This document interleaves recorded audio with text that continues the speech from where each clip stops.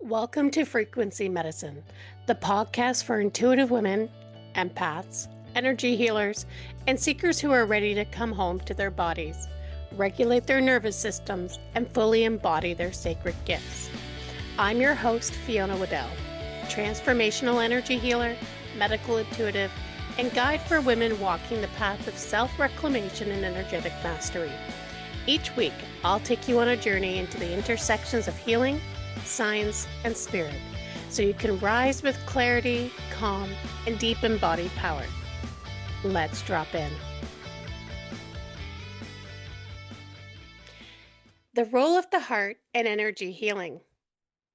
When people think of energy healing, they often think of like hands glowing, chakras spinning all around, fields of light around the body. Now, on some level, that can be true, but there is one great conductor behind it all, the heart. Which is odd because you would think it was some like magical, mystical conductor, but no, it's your heart. Your heart is more than a muscle, though. And this is something the ancients have known, and science is just catching up. It's your personal transmitter of frequency. It holds memory, broadcasts emotion, and magnetizes reality towards you. When it's open and coherent, which means alignment, your life flows. It's like time stops. When it is closed or armored, everything feels like effort, resistance, and a push.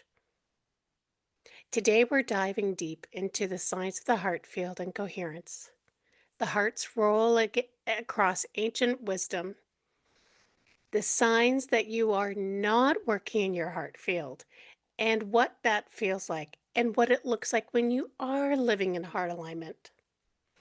We'll chat a little bit about my background when I've been disconnected, rediscovered, and more or less came to peace with my heart. I didn't resist it.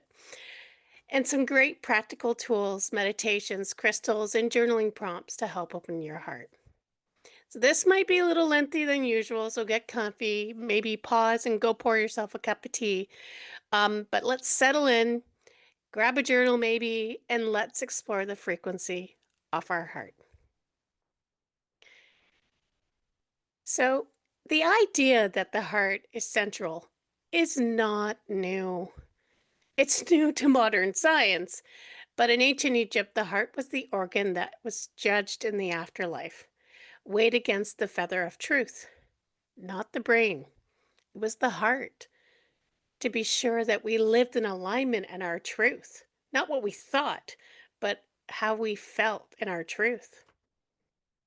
In Chinese medicine, the heart governs Shen, spirit consciousness.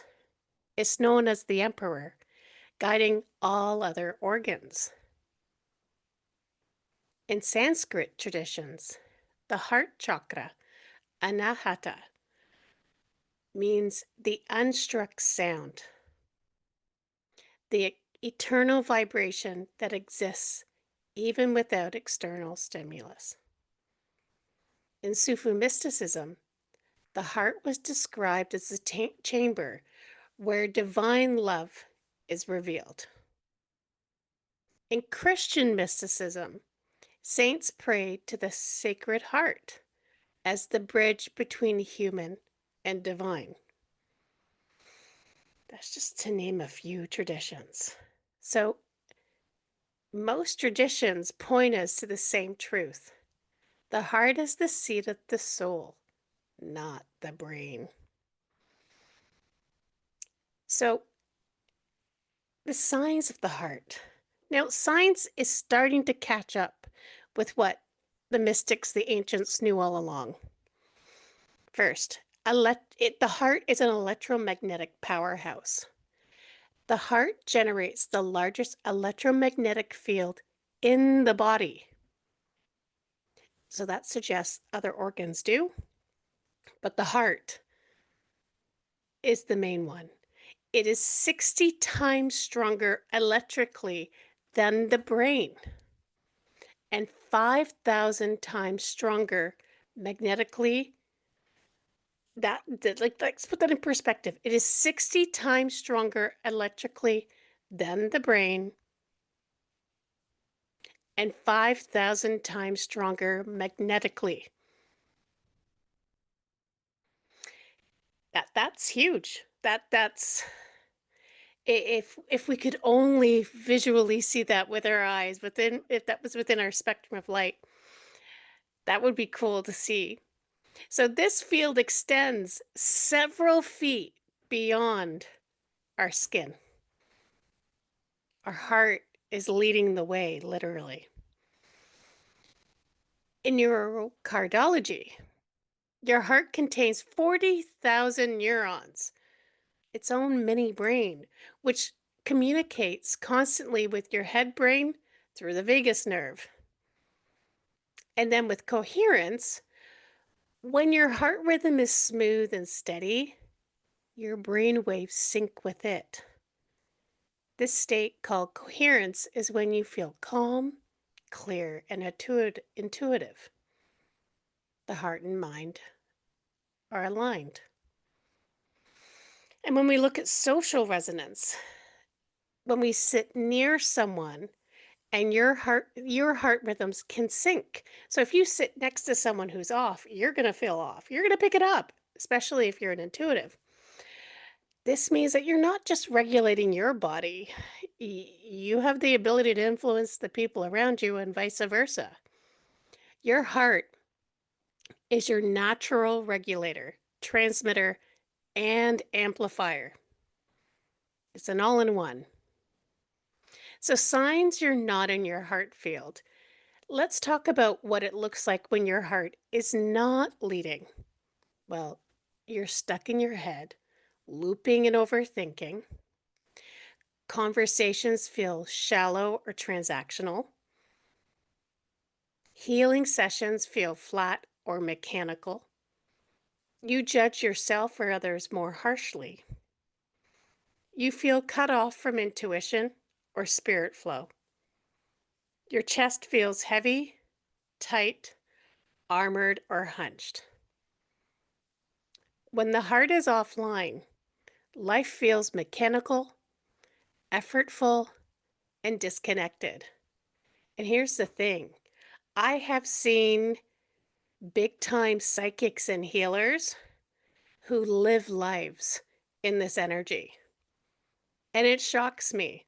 And I picked up on this and was able to distance myself, but this exists in all areas. So when you look at those of us that do this work, some of us are we're a work in progress. And I've seen this in that community, and I've seen this in several other communities that do mind, body, and spirit. It is easy in this society to become disconnected. So if you come across people who are going through this transition or transformation, the best thing you can do is send them love. So signs you are in your heart field. So let's contrast what it feels like when your heart is coherent and open. Decisions flow with ease instead of effort, like life just goes, is great. You feel compassion and forgiveness for yourself and others. People feel calm and safe in your presence. Synchronicities appear everywhere. The right people, the right timing, the right opportunities. Your healing work feels alive, powerful, and magnetic.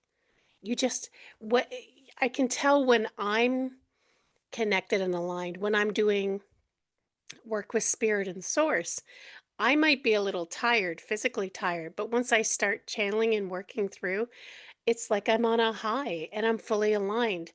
And when I'm done, I might be a little bit tired, but I feel good. I feel good after doing this work. I might need some grounding, but I feel good after a day of readings and hard work and doing what I love.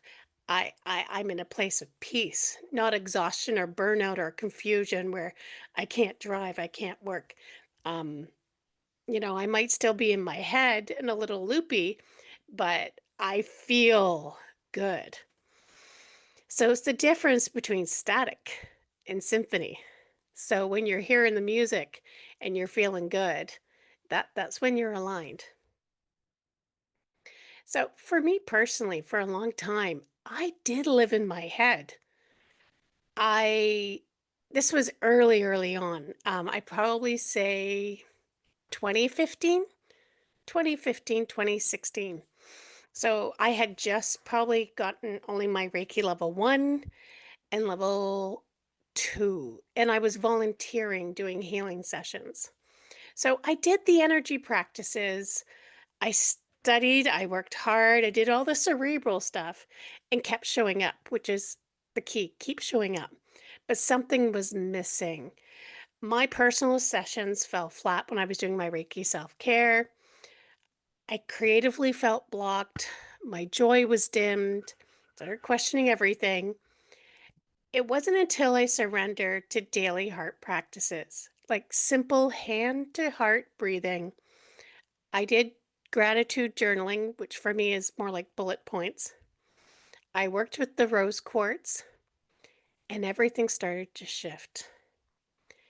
And it took about 2 or 3 months because if you know a little bit about me, I'm stubborn. I'm stubborn. So I got to really like work on surrendering. That's part of my life path, but I do it.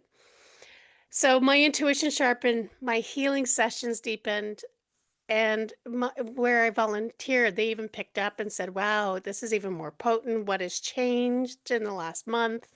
They could sense it, and I didn't. It was easy for me to read others once I started going into this energy. I didn't need more certifications, more trainings. I just needed to tune into myself. So I have also seen this with clients too. So I had a client with extreme throat tightness, discovered that her heart was armored, and I can sometimes pick this up with basic Reiki, like it sometimes feels like a literal wall, from grief. From grief. So the lungs typically represent, if there's a misalignment there, grief or a heaviness in the heart space in the lungs, it's grief. And so we worked on opening her heart space and her lung space. And there was a big shift there, a very, very big shift. Her voice returned, and there was just a lot more comfort and ease in her life. Another client was struggling with money and realized her heart wasn't open to receiving. And so we focused on softening this with a lot of inner child work. And because children, if you give them a candy, they're like, woohoo, thanks. And like they're off, right? They don't think twice or want to give the candy back. They might gift it to their buddy, but they gladfully, like they with complete joy, take the candy. And working with the inner child and receiving and just saying thank you, full of gratitude.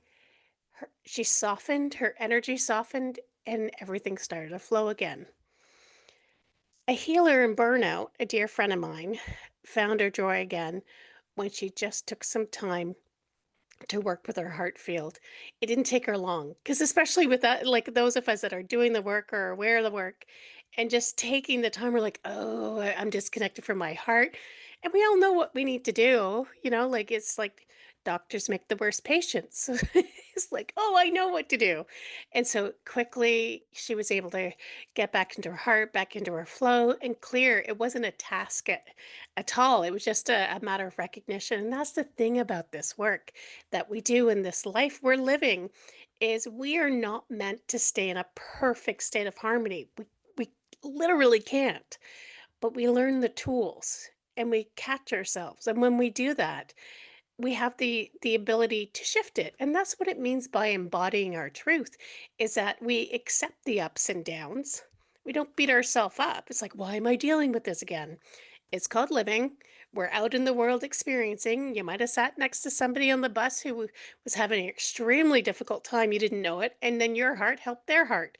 And now you're walking away going, holy cow, what happened to me?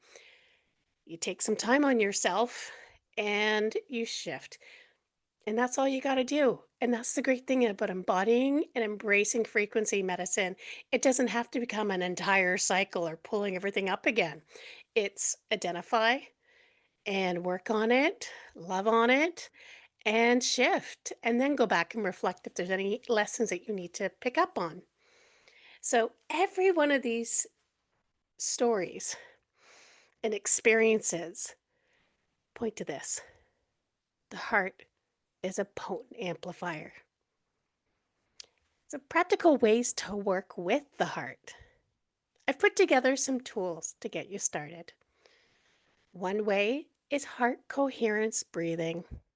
If you know me, I love my square breathing, but this time I switched it to a 5 count, mix it up a little bit. So you inhale for 5 and you fill your heart space. And then you hold for a count of 5, focusing on your heart. And then you gently exhale on a count of 5, just feeling lighter. And then you hold for 5. And you just go through that 5, 5, 5, 5. And it's a beautiful energy. And just focus on your heart space. Another way is working with crystals. I love me my crystals. So, rose quartz, unconditional love. I love to pop rose quartz into my planters, because I feel like they love on the plants, and the plants are green, and green is another color of the heart chakra. It's very nurturing. So then the rose quartz is in my office. I've got 6 plants in my office, and all of them have rose quartz tumbles in there. And so it's like I have the energy of rose in the soil for the trees. The trees are also amplified with the rose quartz, and they're emitting and clearing the air with this rose quartz energy. And then we have rondonite, which is forgiveness, which is a beautiful, compassionate stone for forgiveness. Um I've seen that a lot or I've recommended this a lot for women working through fertility, to just help with the peace and kindness to oneself as they work through. It's a beautiful stone also, um, as you're moving through and learning to trust your intuition. There's elements of forgiveness of self as well. So a beautiful stone for that. Green aventurine, I've got that stone everywhere. Typical like triple satch that I am. It's the stone of optimism. So upbeat, believing that it's all going to work out. Maybe a little bit of a Pollyanna stone, but I love me my green aventurine. And then malachite. Malachite is awesome. Malachite will literally take you kicking and screaming anywhere you want to go. So if you're going to start working with malachite, it is the transformation stone. And you put that into a grid or with intention, it will take you there. So use wisely. So a beautiful, beautiful stone. Sound healing, the chant with the yum. Sound, it's the seed sound of the heart chakra, and you can feel it vibrate through your entire chest when you use the yam. You can also get a singing bowl that's tuned. I forget, oh goodness, can't remember the note of the heart chakra. You can Google it, guys. There's a note for the heart chakra, and you can get a singing bowl uh, set to that note. Then there's heart journaling. For example, you could write, heart, what do you need me to know today? Instead of pulling cards, you can just ask your heart, what do you need me to know today? And then just let the words flow. And then for movement, th- this one's fun. So just basic chest openers, stretching, dancing with the arms wide, or even like basic shoulder rolls to expand your chest helps with the heart space. Movement helps with the frequency. And loving kindness meditations. There are so many on YouTube that you could go pick up. Um, yeah, there's so many. I I'd say you could just go heart chakra, um, or mind, body, heart, meditations, guided meditations out there. Working with green light or pink light as you're meditating or having those colors around you. And as you're doing it, um, you're clearing yourself. Or you can use the meditation to help work with your relationship with someone else, where you're sending green light to them and back and forth, letting it flow between you and a person or you and a situation you want to send love and kindness to. Or if you just want to send one out to the collective, you are feeling very passionate about social justice or social cause, you can send that to a collective consciousness as well too. So we can do our part. Science has proven our heart leads several feet in front of us. So just imagine if we sit and visualize and focus on pushing that energy even further. It is potent. So the heart is the bridge between the earthly and the divine. When you live closed hearted, you might still function. You're still working. You can still be intuitive and still pick things up, but everything feels heavy or it feels like a struggle. When you live open hearted, life aligns. Your presence becomes medicine. Every time you forgive, every time you breathe with gratitude, every time you soften instead of harden, your heart field expands.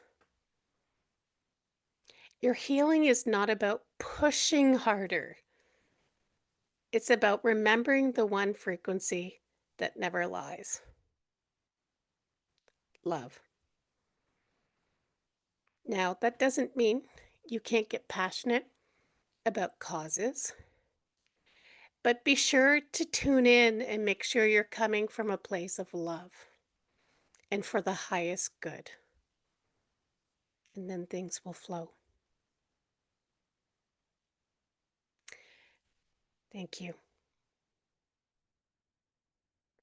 So, if this episode resonated with you, I'd love to invite you out. I do have a monthly membership called the Intuition Circle.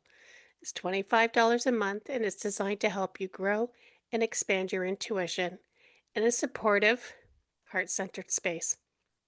Inside it, you'll get live online coaching with me every month, activities to deepen your intuition. There's a library of short courses and guided meditations. And it's a wonderful, supportive community of women walking the same path. So if you're ready, the link is in the bio, the comments. So your heart is ready. Let's expand it together. Until next time, stay grounded, stay open, and stay in your frequency.